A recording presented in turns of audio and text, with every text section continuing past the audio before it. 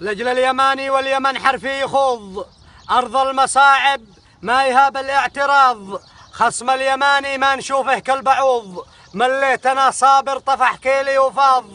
قولوا لقادة اليمن يكفي غموض، يا شرعي حبلى ولا جاه المخاض، هل في أمل لابن اليمن يلقى عروض، ولا كمن قال انتظر لديك باض؟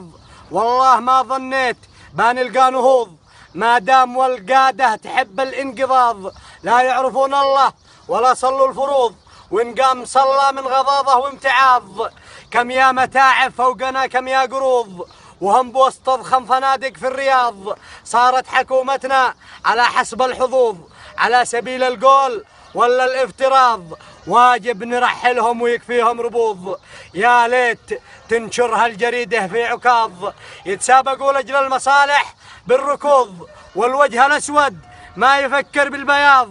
حسبي عليهم كم بقلبي من رضوض، حسبي عليهم كم بقلبي من رضوض. تعبت وأنا ملتزم بالاحتفاظ، تعبت وأنا ملتزم بالاحتفاظ. وسلامتكم الشاعر خالد الراعي.